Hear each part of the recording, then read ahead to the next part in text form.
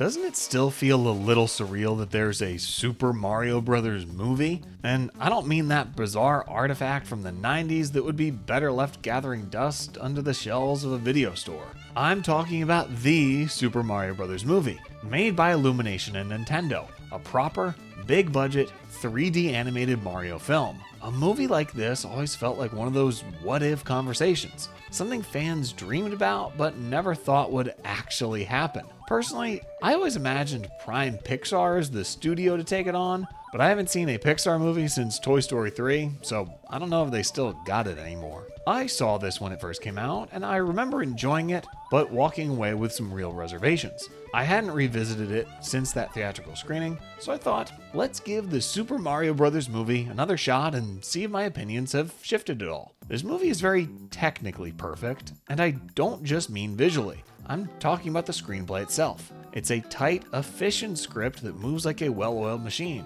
You can tell it was written by people who genuinely know how to construct an engaging film, because it never lets the audience feel like things are dragging. The whole thing clocks in at just about an hour and a half, which is a refreshingly lean runtime given everything it fits in. It keeps things in constant motion and doesn't give you a moment to get bored. You could argue it's fairly formulaic, but if the formula works, you can't fault them for using it. The overall plot is pretty straightforward, but I think that's fine. Compared to the paper-thin plots of some of the Mario games, this might as well be Return of the King. One thing I genuinely love about the film is Mario and Luigi's blue-collar origins as plumbers. It's easy to root for them when they're struggling to launch their own plumbing company out of a beat-up van that barely runs, just trying to carve out their own thing without answering to a boss. What makes this work is that Mario and Luigi are actually very skilled plumbers. They're just unlucky. They fix the wealthy couple's dripping sink in about 2 seconds flat. And when the streets are flooding, they have more expertise than the city workers. They're not even looking in the right place. Come on, Lou. That's what makes you root for them. You can see exactly who they could become, they just haven't caught their break yet. Mario's character is fairly basic, but compared to the games, he actually has something resembling a personality. His defining trait, that he simply doesn't know when to quit, is a well-worn archetype, but it functions as a solid through line that keeps him motivated from start to finish. Over the course of the film, you watch him grow into being Mario, going from struggling through Peach's obstacle course to pulling off the impossible. Luigi, meanwhile, is essentially his game counterpart, the more anxious, less self-assured brother. But he gets genuine moments of courage that build toward a beautifully executed character arc when he saves Mario at the end. This lands so well, because Mario tells Luigi several times that nothing can hurt them as long as they're together. Telling you, nothing can hurt us as long as we're together. I told you, see? As long as we're together, everything is gonna be okay. So when Luigi delivers that same line back to Mario, nothing can hurt us as long as we're together, it lands with real emotional weight. That's the kind of storytelling payoff I really appreciate, showing a character's growth by reflecting something from earlier in the film. On that note, I think it makes far more narrative sense for Mario to be journeying with Peach to rescue Luigi than the other way around. Mario rescuing his brother gives him a visceral, personal motivation. If the roles were reversed and he and Luigi were rescuing Peach, sure, he'd probably do it. That's just the kind of guy Mario is. But the emotional pull wouldn't be nearly as compelling. The pacing of this movie is generally one of its strongest assets. It moves at a relentless clip without ever feeling chaotic. At an hour and a half, it's a tight, focused experience. We really gotta bring short movies back. And short games, as a matter of fact. There's always something new happening, always a reason to stay locked in. Peach is fine. She's a bit nondescript. Not bad, just not particularly memorable. That said, I do enjoy the fact that her competence apparently sent the fragile male subset of the audience into a tailspin. A capable princess. The audacity. Bowser, on the other hand, is a character they really nailed. Threading that needle with him in a film like this has to be enormously difficult. You need the audience to dislike him enough to root for Mario to take him down, but you can't make him so irredeemably menacing that he loses all humanity. Because at the end of the day, he's still Bowser. Nintendo isn't going to let him become a villain so despicable that no one wants to play as him in Mario Kart. They handled this brilliantly by making him genuinely threatening while also giving him a vulnerable core. His infatuation with Peach and the whole marry me or else thing is a bit silly and cringe, especially the singing, but that softer dimension is crucial. It shows that he's not just a one-note tyrant hungry for domination. There's something in him that you can actually sympathize with, which is the hallmark of a compelling movie villain. And that's balanced out by the fact that he can be absolutely ruthless when the situation calls for it. We'll see how tough this Mario is when he watches me kill his brother! He is unambiguously trying to kill Luigi and a number of other characters, so he never loses his edge as the villain of the piece. Donkey Kong is where I have mixed feelings. I love that the film positions him and Mario as rivals. Not enemies, not friends, but rivals. It's a direct nod to his original role and the Mario vs. Donkey Kong games, and that dynamic is a blast to watch unfold once he enters the picture. There are some legitimately funny moments between the two of them. At least you're not gonna die with your dad thinking you're a joke. And well, my dad thinks I'm a joke too.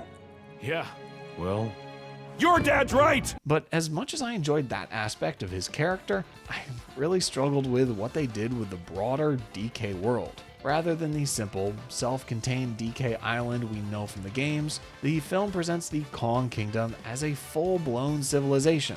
Thousands of Kongs, a grand palace, Cranky Kong is their king, and Donkey Kong is a naughty prince. I understand why they went this direction for the plot. There's the whole gathering the armies arc that requires a kingdom to draw from, but it's such a dramatic departure from the source material, I couldn't get on board. In the games, Cranky Kong is just some guy in a shitty cabin, dispensing unsolicited wisdom and reminding you how much harder things were back in his day. He's not the sovereign ruler of a sprawling society, and a lot of what I love about the DK world in the games is precisely that quality. A family of monkeys living on a jungle island, clearly a cut above the other animals above them, but still fundamentally just living in a treehouse. For a movie that stayed surprisingly faithful to the source material in so many other respects, this was a jarring departure that I didn't enjoy. And it makes me apprehensive about what future installments might do with DK and the Kongs. This movie is absolutely loaded with references to the Mario games, to the point where I have to wonder if there was physically any room left to squeeze more in. I feel for the people who make Easter egg breakdown videos and had to catalog every single one. But what I appreciate most isn't the sheer volume of references, it's how elegantly they're integrated.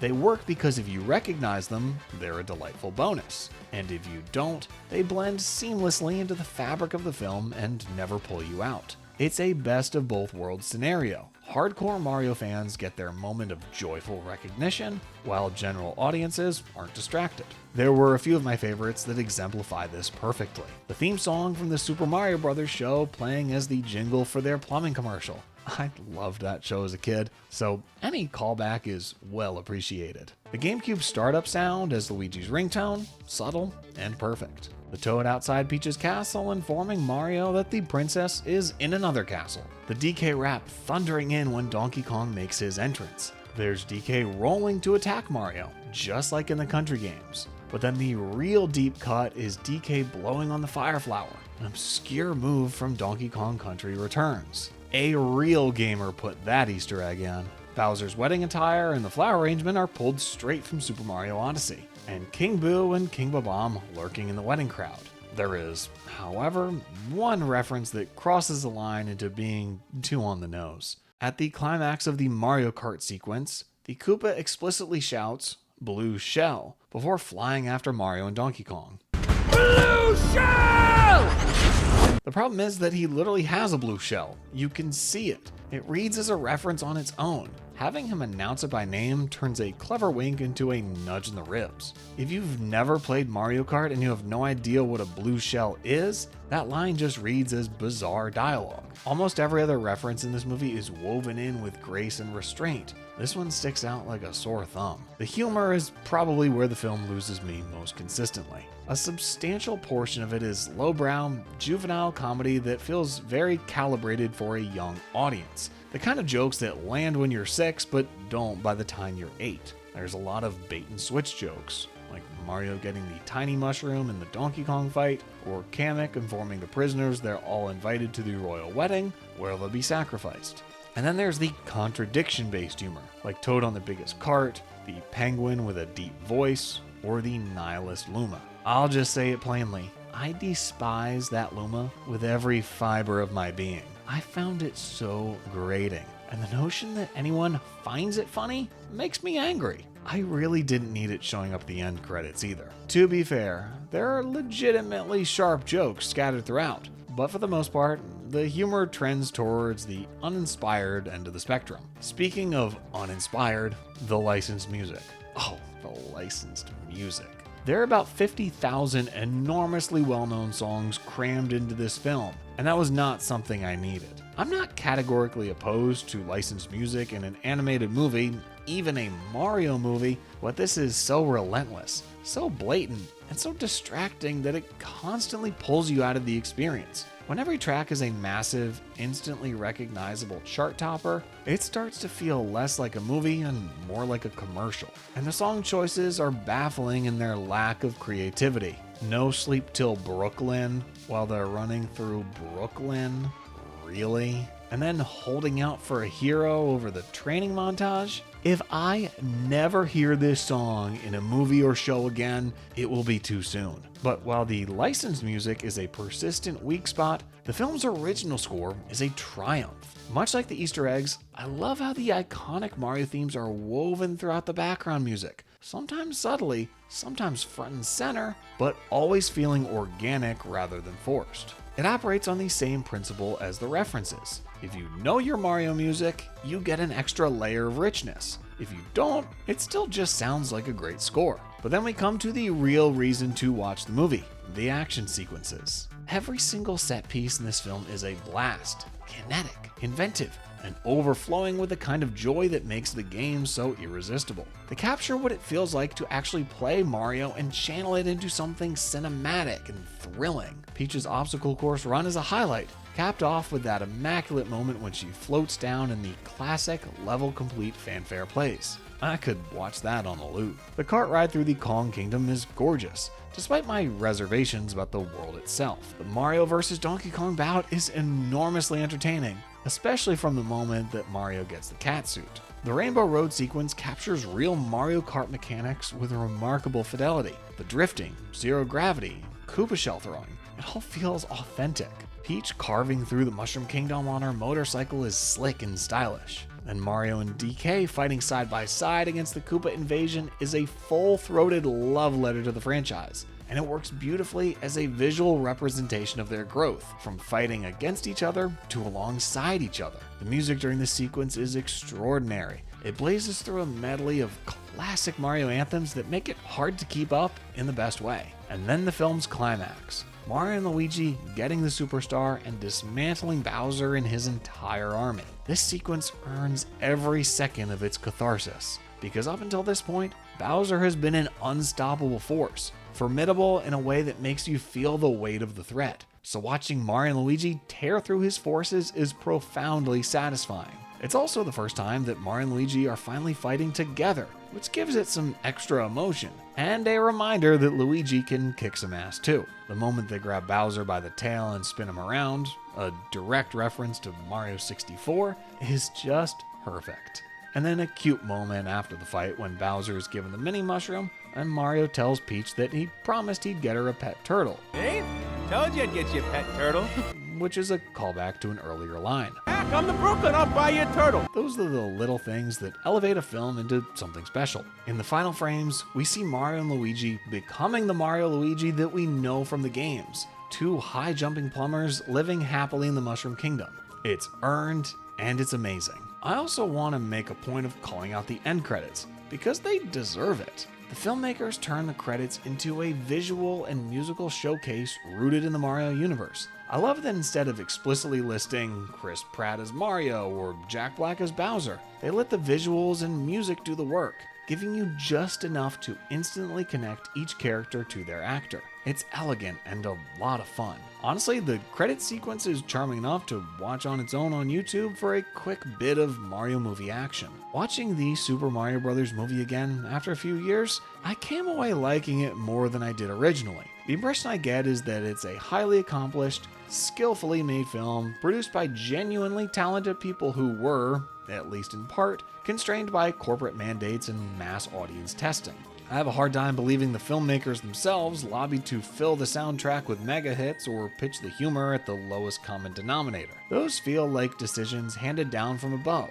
The kind of choices made because a focus group responded positively, not because a creative team felt they served the film. It's the Mario movie it needed to be commercially, even if it's not always the Mario movie it could have been artistically. But none of that negates the fact that at its peak, this is an enormously entertaining film. Breathtaking visuals, genuinely appealing characters with real motivation behind them, a relentlessly propulsive story, some of the most exhilarating action sequences in an animated film, an affectionate collection of Easter eggs, and a score that will make any Mario fan cry into their Toad body pillow. It's a good thing this was a massive financial success, because without that, we probably wouldn't get another one. And I'm willing to accept a few corporate compromises if the end result is a film this entertaining. Revisiting it has made me genuinely excited about what Nintendo is building, not just with the future Mario films, but with whatever other properties they may eventually bring to the screen.